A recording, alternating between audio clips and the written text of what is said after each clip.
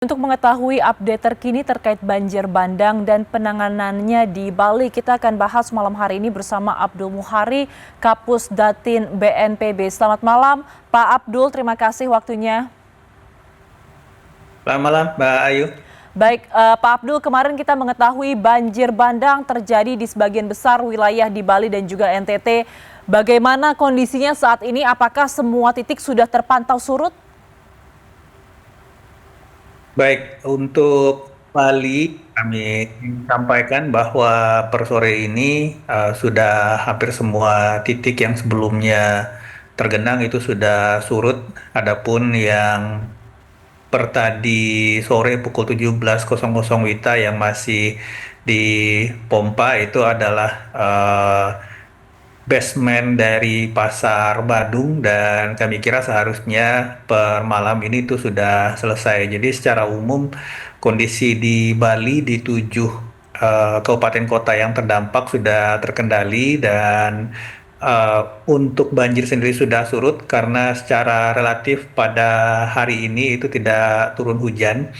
Kecuali di Jembrana hujan intensitas sangat rendah sebentar, dan ini memberikan ruang yang cukup optimal bagi para personil SAR di lapangan untuk bisa menemukan korban yang sebelumnya dilaporkan hilang.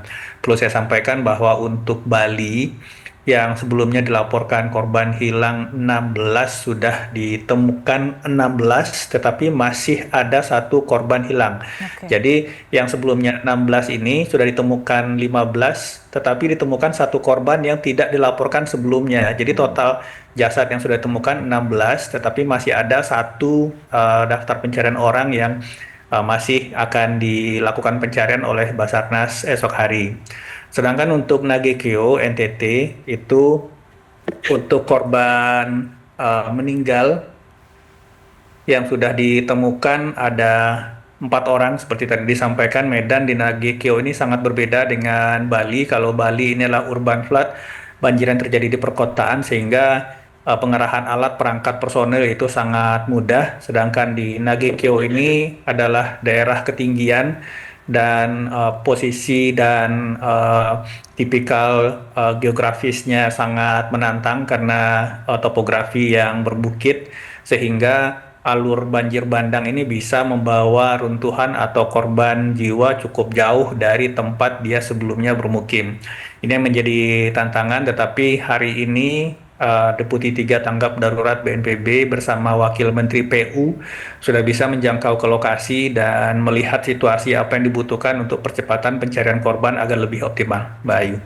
Baik, Bapak Abdul, jadi kalau di Bali sendiri update terkininya ada satu korban hilang dan juga di NTT ada 4 korban yang ditetapkan meninggal dunia. Nah, untuk di Bali sendiri satu orang yang masih dicari ini sudah seperti apa prosesnya dan di mana kira-kira lokasinya korban tersebut hilang, dan kalau di NTT apakah juga masih ada pencarian korban hilang lainnya atau semuanya sudah ditemukan? Untuk Bali, korban satu yang sisa masih akan dilakukan pencarian ini ada di Kota Denpasar, dan titiknya sebenarnya sudah diketahui. Kita harapkan besok cuaca tetap mendukung seperti perakiraan BMKG yang menyebutkan bahwa dalam 1 minggu ke depan cuaca di Bali dan sekitarnya sudah akan cerah, dan kalaupun akan berawan tapi tidak akan turun hujan secara signifikan. Untuk Nagekeo sendiri masih ada 3 korban hilang yang akan diteruskan proses pencariannya. Jadi memang medan di Nagekeo ini selain berbukit dan di daerah ketinggian, juga upaya pencarian mungkin sedikit terhalang di lapangan dengan sangat banyaknya batu-batu debris yang turun dari arah perbukitan yang menghantam pemukiman di sepanjang alur sungai. Tetapi sekali lagi, personil BNPB dipimpin Deputi Tanggap Darat dan juga dari Kementerian PU dipimpin oleh Wakil Menteri PU sudah sampai di lokasi, dan kebutuhan alat perangkat tambahan yang mungkin diperlukan oleh personil SAR di lapangan sudah akan digeser sedapat mungkin untuk bisa mencapai ke lokasi. Saya gambarkan bahwa untuk mencapai lokasi di Nagekeo ini cukup panjang. Jadi kalau misalkan dari Kupang kita naik kapal ke ND, dari ND baru jalur darat ke Nagekeo. Dari Nagekeo sendiri ke daerah lokasi itu cukup masih akan menempuh perjalanan dengan medan yang cukup berbukit. Ini yang menjadikan pencarian korban di Nagekeo sejak kejadian hari Senin lalu itu masih terkendala, sehingga kita harapkan dengan bertambahnya adanya dukungan apakah alat perangkat di lapangan, upaya pencarian oleh SAR bisa lebih optimal, Mbak Ayu. Oke, baik Pak Abdul, kita ingin berfokus kepada Bali terlebih dahulu. BNPB sendiri menetapkan ada status darurat banjir di Bali, ditetapkan selama 7 hari ke depan atau sekitar 1 pekan dari kemarin begitu. Apa pertimbangannya sehingga di Bali sendiri harus dilakukan situasi darurat banjir, kalau Anda mengatakan bahwa sebenarnya saat ini situasinya sudah cukup baik dan juga cuacanya juga sudah cukup bersahabat?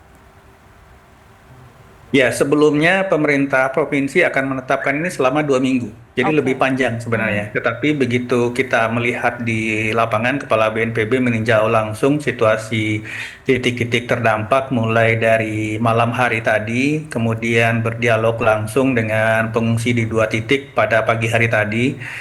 Kita mengestimasi upaya pencarian korban karena titik yang diidentifikasi sebagai pelaporan pertama korban hilang itu sudah teridentifikasi, dan sekali lagi ini adalah daerah perkotaan di mana akses alat perangkat personil itu relatif lebih mudah. Maka kita estimasi upaya pencarian ini tidak akan lebih, mudah-mudahan tidak akan lebih dari 7 kali 24 jam. Dengan telah ditemukannya 16 korban, tinggal sisa 1 korban yang kita harapkan bisa ditemukan besok, maka upaya tanggap darurat menyisakan pekerjaan pembersihan lahan yang terdampak, pembersihan area yang terdampak oleh banjir, lumpur, debris, dan seterusnya. Ini juga sudah diturunkan 4 SSK personil TNI dari Korem di Bali, itu sekitar 400 hingga 500 personil yang akan membantu masyarakat untuk melakukan pembersihan kawasan terdampak banjir. Untuk SAR sendiri itu total personil yang diturunkan 125 personil, sehingga kini kami cukup dan sangat optimis bahwa upaya pencarian korbannya akan bisa kita selesaikan besok. Selanjutnya, masa tanggap darurat yang 1 minggu ini kita akan fokus pada penanganan pengungsi dan pendataan kerusakan untuk bisa memulai fase rekonstruksi secepat mungkin. Perlu saya sampaikan bahwa banjir di Bali ini dampak utamanya tidak pada pemukiman, tetapi pada infrastruktur ekonomi seperti pasar dan ruko. Nah, ini yang perlu kita pulihkan sesegera mungkin. Hasil rapat koordinasi dengan pemerintah provinsi dan pimpinan daerah di 7 kabupaten kota terdampak ini tadi malam, kita sudah berbagi tanggung jawab untuk daerah, untuk kawasan infrastruktur seperti pasar, ruko, dan seterusnya. Itu akan menjadi tanggung jawab pemerintah provinsi dan kabupaten kota. Sedangkan untuk pemulihan infrastruktur yang diderita langsung oleh masyarakat di propertinya, di asetnya seperti rumah atau kerusakan infrastruktur fisik seperti jembatan dan jalan, itu akan ditangani pemerintah pusat melalui BNPB. Baik. Baik Pak Abdul, banyak sekali masyarakat Bali yang kaget ketika banjir bandang ini terjadi karena mungkin sebelumnya tidak pernah sebesar ini. Kemarin sempat disebut bahwa penyebab banjir adalah karena curah hujan dalam 1 bulan turun langsung dalam 1 hari. Apakah ada update penyebab banjir Pak? Karena banyak sekali yang menyebut ada masalah mengenai resapan air, sistem drainase yang tidak baik, dan lain sebagainya. Iya, ketika kita berbicara urban area, daerah perkotaan, apalagi waterfront city yang kemudian ada urbanisasi, pertambahan penduduk, maka tekanan populasi terhadap infrastruktur keairan tentu ada. Tetapi yang menjadi perhatian kami berdasarkan data yang ada, di tanggal 9 ke 10 itu memang intensitas curah hujan di hampir mungkin lebih dari 7 titik pantauan BMKG itu lebih dari 200 mm per hari. Sedangkan untuk patokan hujan ekstrim saja itu hanya di 150. Bahkan di beberapa titik itu pengukuran menunjukkan intensitas curah hujan bahkan sampai 385 mm per hari ini yang kemarin saya analogikan mungkin hujan 3 minggu atau hujan 1 bulan turun dalam 1 hari. Ini kapasitas drainase yang ada itu pasti tidak akan mampu menampung itu. Tetapi ini bukan kejadian yang berulang atau normal. Ini pasti ini ada periode ulangnya. Ini periode ulang hujan apakah 50 tahunan atau 100 tahunan itu masih akan kita cek dengan BMKG dari data historis yang ada. Kami sempat juga berdiskusi dengan warga terdampak yang menyebutkan umur dia sekitar 40-an yang menyebutkan bahwa sejak dia tinggal di Bali itu belum pernah ada hujan sederas itu yang menyebabkan banjir sebesar ini. Artinya ulang banjir ini yang perlu kita identifikasi sehingga nanti bisa dijadikan dasar untuk audit kelaikan infrastruktur keairan yang menjadi domainnya Kementerian PU. Ini akan kita lakukan setelah nanti fase tanggap darurat selesai. Baru kita akan nanti bicara untuk melihat kembali, mengasesmen kembali apakah untuk kapasitas drainase perlu ditingkatkan dan seterusnya. Itu akan kita lihat nanti setelah fase tanggap darurat ini selesai. Baik. Baik, terima kasih Bapak atas update-nya. Kita berharap semoga Bali dan juga NTT cepat pulih kembali dan juga evaluasi bisa dilakukan agar banjir serupa tidak terulang lagi di masa mendatang. Terima kasih telah bergabung bersama kami Pak Abdul Mohari, Kapus Datin BNPB. Selamat malam Bapak, sehat selalu. Assalamualaikum.